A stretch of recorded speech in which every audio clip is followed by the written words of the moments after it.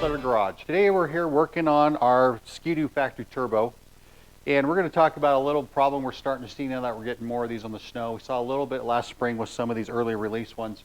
And that is the problem with the charge tube splitting out and losing your boost. Last spring when they were testing this and they were trying to get more boost out of these machines, they're starting to see some of these charge tubes split with increasing boost in some of the stage 2, stage 3 tunes that some of the aftermarket companies were coming out with. But starting to see a lot more this year on just stock sleds. Now we're going to show you what I mean by this. We go over here to the TV. Here's one picture that I took off the internet. The charge tube split out clear down there. You're going to lose all your boost. Your sled's not going to run very good. It'll run probably like a stock sled or not even that good because you're losing a lot of your airflow through there. Here's another one where the charge tube split there, cracked open, and losing boost through that hole. And this one more here, this one's cracked right up through there and losing boost there. So now that we've got a lot more of these factory turbos on the snow, we're starting to see this boost problem more and more. Like I said, people are starting to see it on sleds, and also people that are seeing it a lot more on the 2 and stage 3s, 5-6 pounds of boost. Starting to see that. Now, companies out there are making aftermarket silicone charge tubes for these. I have the Bikeman charge tube here, really nicely put together product. Has this little port here where you can add a boost reference or a boost gauge if you want, and this other port here where you can add a blow-off valve if you want to do that. Now in another video we're probably going to talk about blow-off valves and adding them to this, what the benefits of that could be, but for now we're going to go ahead and we're going to install the charge tubes on this. But if you're wondering how to pull your hood off your 850 turbo, we have another video that we made earlier in the year, skidoo 850 turbo or maybe G4 turbo hood removal. Look that up. It's on our YouTube channel in the skidoo section. The hood's pretty easy to get off, but if you haven't taken it off before, there's a few screws you got to pull off with. This isn't that hard to change. We have to do two things. One, we're going to take off the intake tube, which is this. There's two clamps that hold it on. There's this clamp here, and there's this clamp over here on where the intake goes into the turbo. We have to take both those clamps off. We're going to pull this out of the way, and then our charge tube is actually this rubber here, and there's a clamp here, and there's another clamp back inside there we're going to have to take off too. So we're going to go ahead, we'll pull off the intake tube first. Now the intake one doesn't really have any pressure behind it like the charge tube does. This is more just atmospheric pressure and the air flowing through here. So this one's not something you really have to worry about breaking. Some companies are making these out of silicone as well. It's not going to hurt you to change it out, but I don't think it's probably absolutely needed like the charge tube is, because those have been failing. Okay, now we're going to take the intake tube off, and we're going to use an 8mm on this one. We're going to loosen these up quite a ways, just because it's easier to get the rubber off. So we're going to loosen that one a little bit, pull that off. Then this other one, all the rest of these are 7mm. We're going to loosen this one here. Now I usually just take that out all the way and just pull the clamp off. This makes it a little bit easier to get out of there. So that's pretty easy to get out, just like that. Nicely constructed little intake hose that gets the air from your air box down into your turbo. Now the other thing that's really cool on this machine is it's got the air can either go to the turbo, or if you're not making boost, this little valve here will open and pull intake air in there when you have vacuum pull from your engine pull and vacuum when you're not building boost. When it's building boost, that's shut, preventing the boost from escaping in your air box here. But when you're off the throttle and off boost, this is going to pull open like that and allow vacuum to pull that open when your engine makes vacuum before it's making boost.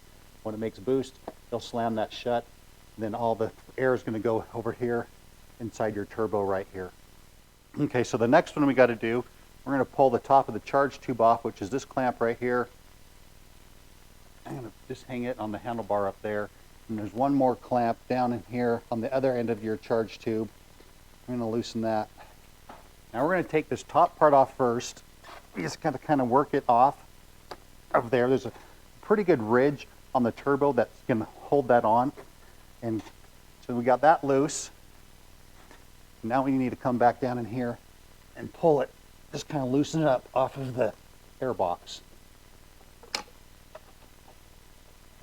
Okay, now we're going to, once it's off the air box, we're going to pull the clamp off. Just because it makes it easier to be able to move the rubber around to get that air out of there.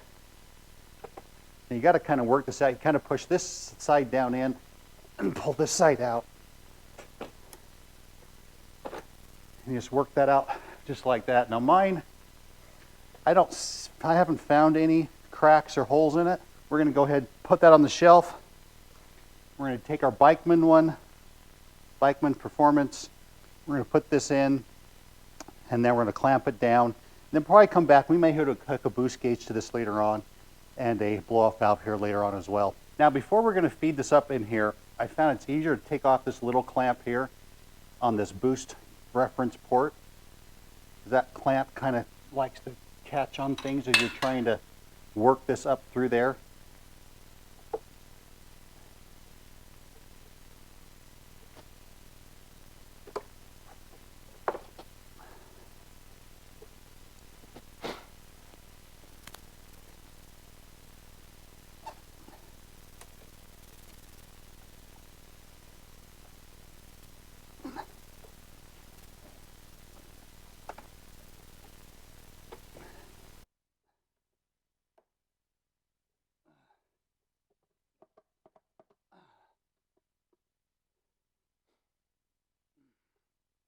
So I can get this part back in here in place first. Now if you have a little hook like this, helps to get this down in here and hook that underneath the silicone and help just pull the lip around where it needs to go.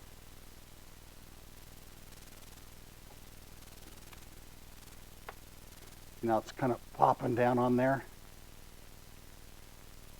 Okay, so that's in where we want it.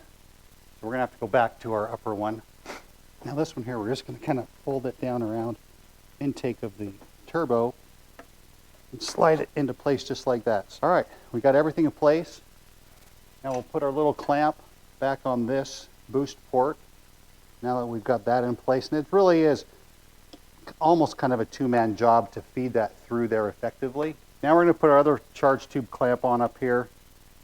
I found that it's easier to take these all the way off and get them out of the way than it is to try and leave it in place. And you want to be careful not to tighten these so tight that you break the clamp. Pretty tight that you don't want that popping off there while you're out riding. Okay, now we're going to put this one, feed it all the way around. And you have to be really careful on this one. You don't catch any of the throttle cable or any of the other wires. Got a big screwdriver. Push that clamp down in place. All right. Now, the last thing we're going to do, we're going to put our intake tube back in. I'm just going to feed this through here. Put it in place on the turbo. And we'll turn this one and slip it on just like that. We tighten both the clamps down on this. Like we said before, this doesn't really have any boost going through it. Is this one, it's atmospheric pressure and the flow of the air coming through your intake into your turbo or into your air box, depending on. All right, now we've got our stock charge tube replaced. That's one less part we have to worry about failing while we're out having fun backcountry riding. Got our Bikeman charge tube in place, nice silicone product. We'll probably come back and add a boost gauge to this, maybe a blow-off valve in the next couple of weeks as we get out and start riding this more. I've been running the Stage 2 Bikeman tune on this, and it's been working really good. I really like it. Has a really nice power increase over the stock tune. I've tried Stage 3 and 4, all those work really good as well. I've really kind of stayed with the Stage 2. It has a real nice throttle response, has really good top-end power, a lot better top-end power than the stock tune. And the fuel economy is still pretty good on it, although even though you start increasing boost on the sled, when you're wide open throttle and that boost is as high as it's going to go, with that increased air, you're going to also need increased fuel with that. So your fuel consumption is going to go down some if you do the higher stage tunes. This has been a great product. Highly recommend a change of your charge tubes. You don't have those failures like we showed you. For any stock skidoo turbo or any modified skidoo turbo, especially if you're going to run the higher stage tunes or you're running more boosty, I almost kind of need this because I think your stock one's going to fail. I hope you guys are safe out on the mountain this year. Make sure you take all of your avalanche gear every time you go out. We've had a lot of avalanches this year. It's been a pretty bad year for that. Hope this has been a helpful video. Remember to subscribe to the YouTube channel down here so you get the notifications when the new videos come each week. And we'll see you next time on Mountain Sleder Garage.